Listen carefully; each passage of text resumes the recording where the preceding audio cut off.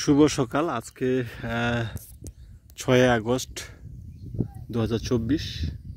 আপনারা যে ধানটি দেখতে পাচ্ছেন এটা হচ্ছে কেরালা সুন্দরী, দেশি ধান একটা।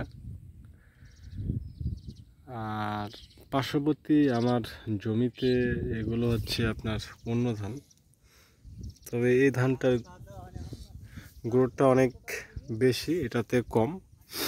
তো যেহেতু আমাদের বাংলাদেশে ভূপ্রকৃতি বা মাটি অনুসারে যেটা আমি বুঝতে পারলাম যে দেশি ধানকে যদি আপনি মানে বুঝতে যান বা দেশি ধান যদি আপনি চাষাবাদ করেন, এর গ্রোথ আপনি শুরুর দিকে খুব একটা বুঝতে পারবেন না, মনে করবেন যে এটা ধানটা হবেই না।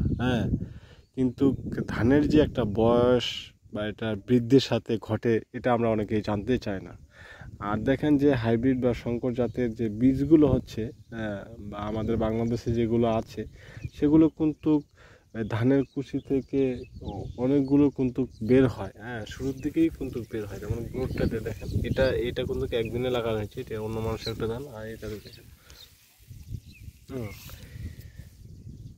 দেশি ধানগুলোর পাতার খুব একটা সবুজ হয় না, অতটা সবুজ হয় না।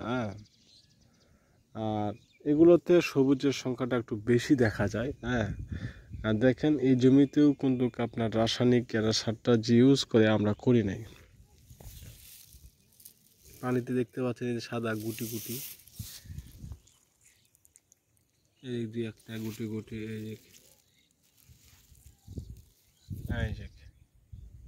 যেটা দেখতে পাচ্ছেন অ্যাকচুয়ালি এই কেরালা সুন্দরীতে আমাদের এটা নাই, আমরা এটা দিই না। তো এই জন্যই বিশেষ করে লাইভটা আসলাম আমি, বা ভিডিওটা করতেছি, যে দুইটার মধ্যে সেম ডিফারেন্ট। তবে বাংলাদেশের যে স্থানীয় না, যেগুলো শঙ্কর বা হাইব্রিড জাতের ধানগুলো আছে, যেগুলো এখনও অনেক ধান আছে, সেগুলোর উচ্চতার দিক থেকে দেশি ধানের উচ্চতা কিছুটা বেশি। কেরালা সুন্দরী যেমন বাংলাদেশের সুমন সন্না গুটি, এগুলোই বিশেষত হয়ে থাকে আমাদের উত্তরবঙ্গে। তো এগুলোর থেকে উচ্চতা কিছুটা বেশি একটু আর কি, মনে করেন যে 4-5 ইঞ্চি বেশি উচ্চতা।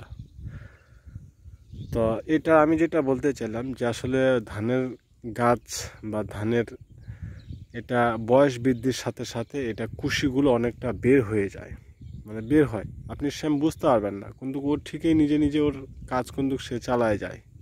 যখন সে বয়সের একটা পরিপূর্ণ হয়ে যাবে, তার এটা সঠিক আমি নির্ধারিত করতে পারি না যে আসলে কতদিনের মধ্যে এটা বেশি গ্রোথ হচ্ছে বা সে ধানের কুশিগুলো বের হচ্ছে, এটা সঠিক আমি নির্ধারিত করতে পারি নাই।